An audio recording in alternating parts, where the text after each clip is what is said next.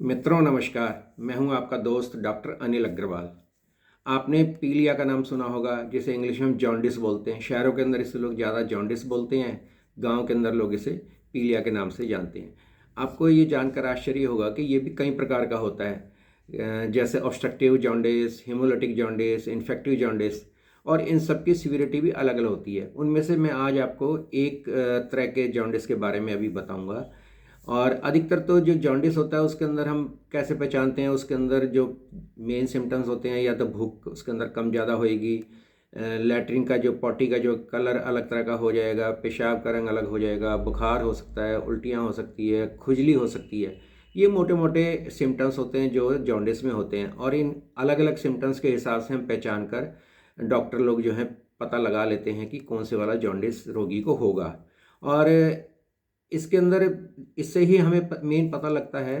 तो आज मैं जिसकी बात कर रहा हूँ, जिस जॉन्डिस की, उसके अंदर क्या होता है कि जो हमारे ब्लड के अंदर आरबीसी होते हैं, जिन्हें हम रेड ब्लड कार्पसल्स भी कहते हैं, उनका डिस्ट्रक्शन होना शुरू हो जाता है। मतलब वो उनकी लाइफ मान लीजिए 120 दिन की होती है, उसके बाद वो टूटते हैं, फिर वो ठीक नए बनने शुरू होते हैं। इस तरह से एक प्रोसेस चलता रहता है। और लेकिन अगर ये बहुत ज़्यादा मात्रा में जब डिस्ट्रक्शन इनकी शुरू हो जाती है, तो रोगी को फिर जॉन्डिस की बीमारी हो जाती है। तो इसके अंदर क्या होता है कि जो बिलीरुबिन होता है वो तो बढ़ जाता है, लेकिन इसके बढ़ने की मात्रा भी हमेशा 4 मिलीग्राम पर 100 ml से ज़्यादा पे नहीं जाती है। जबकि जो दूसरे प्रकार के जॉन्डिस होते हैं उनमें 4 मिलीग्राम से काफ़ी ज़्यादा चला जाता है। तो बिलीरुबिन भी एक बिलीरुबिन तो हर एक में ही बढ़ता है जैसे मैंने बताया, लेकिन इसके अंदर 4 मिलीग्राम से ज़्यादा नहीं होता है, चाहे कितना भी हो।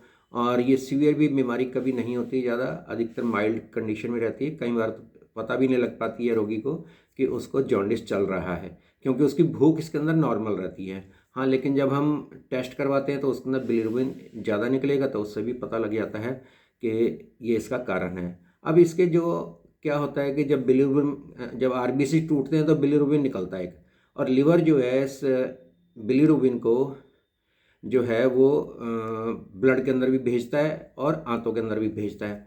तो जो बिलीरुबिन जो है आंतों के अंदर जा रहा होता है, तो उसकी वजह से क्या होता है, लैट्रिन पॉटी का रंग जो है वो ज़्यादा डार्क हो जाता है, और ऑरेंज कलर का हो सकता है, डार्क ब्राउन कलर का हो सकता है। और इसके अंदर स्प्लीन बढ़ जाती है, जो हमारे अंदर लेफ्ट साइड के अंदर पेट में स्प्लीन होती है वो बढ़ जाती है। तो इन दो चीज़ों को देखने से भी हमें पता लगता है कि रोगी को इस प्रकार का जॉन्डिस हुआ है। और बाकी इसके अंदर नहीं तो सिम्टम्स मैंने बताया ज़्यादा नहीं पता लगते हैं। हाँ, एक और भी जो औरों में नहीं पता लगता है कि इसके अंदर रोगी को एनीमिया भी होना शुरू हो जाता है, कि उसका हीमोग्लोबिन जो है जब चेक कराएंगे तो वो कम निकलेगा। और पेशाब का रंग कभी पीला आएगा, कभी सफ़ेद हो जाएगा। कभी पीला दिख रहा होगा, मतलब सवेरे उठ के देखेंगे तो पीला होगा, दिन में अभी पेशाब करके गया और 1 घंटे बाद दोबारा पेशाब आ गया तो उसे फिर नॉर्मल कलर का पेशाब आएगा। तो रोगी को तो ये लगता है, उसके घर वाला लगता है नहीं अभी इसका जो है जॉन्डिस ठीक हो रहा है, जबकि ठीक नहीं हो रहा है। ये है ही अलग प्रकार का जॉन्डिस, जिसके अंदर कभी पेशाब आता है, पेशाब पीला आता है, और कभी नॉर्मल कलर का आता है। तो इसलिए उससे ये नहीं सोच पाएंगे कि आप ये ठीक हो रहा है। हाँ, इसमें एक जो खास बात होती है, कई प्रकार के जॉन्डिस के अंदर खुजली होती है, लेकिन इसके अंदर खुजली कभी नहीं होती है। और जो लीवर फंक्शन टेस्ट होते हैं, अगर वो हम बाकी के करवाएंगे तो वो SGOT, SGPT वगैरह वो सब नॉर्मल ही निकलेंगे, उसके अंदर कोई खास बीमारी नहीं निकलेगी। तो ये वाला जो जॉन्डिस है, इसको हम बोलते हैं हीमोलिटिक जॉन्डिस। तो हीमोलिटिक जॉन्डिस के अंदर क्योंकि इन्फेक्शन तो कोई था ही नहीं, तो उसकी वजह से फिर और लीवर के ऊपर कोई प्रभाव नहीं पड़ा, तो लीवर के फंक्शन नॉर्मल आ रहे हैं। तो इसका फिर कारण क्या होता है? एक तो कारण होता है कि कई बच्चों के अंदर कंजेनिटल डिफेक्ट होता है आरबीसी डिस्ट्रक्शन का। तो उसकी वजह से, जैसे सिकल सेल एनीमिया एक बीमारी होती है, उसके अंदर भी ये हीमोलिटिक एनीमिया, वो हीमोलिटिक जॉन्डिस हो जाता है। थैलेसीमिया एक बीमारी है, उसके अंदर भी जो है ये वाला जॉन्डिस रोगी को रह सकता है। मलेरिया एक होता है, हाँ, एक बुखार आता है जिसका हम मलेरिया कहते हैं। कई बार मलेरिया जब टेस्ट कराते हैं उसमें नहीं पता लगता है, लेकिन डॉक्टर फिर कई बार पता लगा लेते हैं कि ये तो मलेरिया की वजह से इसको ये सब कुछ हो रहा है, जो बुखार भी आ रहा है और जॉन्डिस भी हो रहा है, तो ये मलेरिया की वजह से है। तो उसके हिसाब से फिर उसका इलाज किया जाता है। या कोई पॉइजन वाली चीज़ें किसी व्यक्ति ने खा ली है, तो उसकी वजह से भी फिर ब्लड डिस्ट्रक्शन होना शुरू होता है, और ये हीमोलिटिक जॉन्डिस हो जाता है।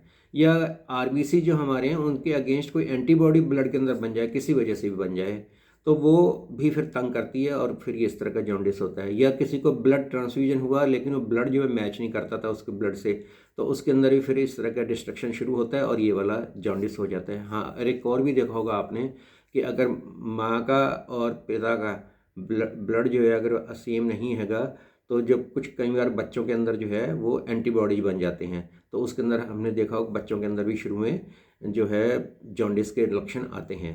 तो ये भी एक कारण होता है। तो इस वाले जॉन्डिस को हम बोलते हैं हीमोलिटिक जॉन्डिस। तो इसके अंदर जो उसका कारण है उसको जब रिमूव करते हैं तभी ये ठीक हो पाता है, वरना ये ठीक नहीं हो पाता। हाँ, ये इतना सीवियर कभी भी नहीं होता, लेकिन इसका इलाज तो तभी करवाना ही चाहिए। तो आज आपको एक नए तरह की बात पता लगी है भाई, हीमोलिटिक जॉन्डिस भी कोई एक तरह का जॉन्डिस होता है। नहीं तो जो दूसरे जॉन्डिस होते हैं वही ज़्यादा पता लगते हैं इन्फेक्शन वाले, लेकिन इसके अंदर भी जो ये कंडीशन आती है ये हमें पता होनी चाहिए और डॉक्टर से इसके लिए ज़रूर संपर्क में रहना चाहिए। ये नहीं कि जब वो तो खाना तो खा ही रहा है, भूख उसको लग रही है, कभी कभी पेशाब की आता है कभी नहीं आता, तो झाड़ फूँक करवाते रहे या कुछ और करते रहे। तो हालांकि झाड़ फूँक के ऊपर मैं कोई कमेंट्स नहीं कर रहा हूँ, लेकिन एक पता तो रहना चाहिए कि क्या होता है। तो ये सारी बातें आज मैंने आपको बताई, इसके लिए आपने बहुत इसे ध्यान से सुना। लेकिन ये आप औरों को भी बताना, तो उनको कहना कि ये वीडियो देखेंगे, इसको चैनल को सब्सक्राइब करके रखेंगे, तो उनको हर बार हर रोज़ नई नई चीज़ें देखने के लिए मिलेंगी। इसके साथ ही आज मैं अपनी वाणी को विराम देता हूँ। धन्यवाद दोस्तों।